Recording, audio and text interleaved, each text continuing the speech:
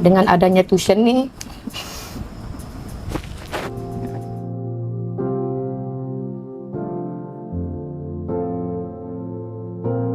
Program e-Perkasa ni sangat membantulah sebab saya dari Form 1 sampai ke Form 5 ni tak pernah lulus. Start trial ni, saya join e-Perkasa ni, saya lulus BI saya.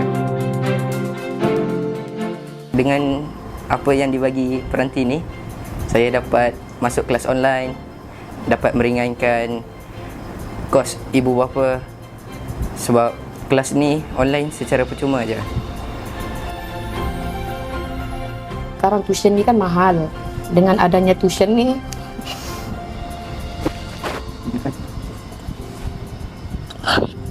sangat membantulah.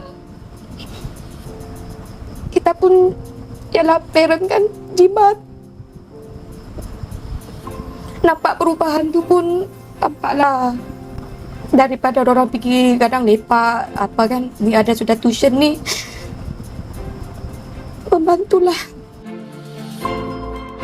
Harapan saya semoga dia tahun ni capai target dia lah. Tak dapat A pun tak apa, yang penting lulus.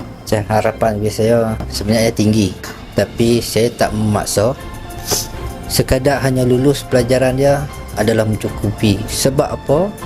Sebelum-sebelum ni dia tak pernah lulus. Sekarang mengikut e-Perkasa ni, dia orang kata target lulus tu dah sampai, adalah cukup baik bagi saya. Itu lagi bukan semua anak ATM yang dapat. Yang kira bertuah lah, salah satu anak saya mungkin rezeki dia kan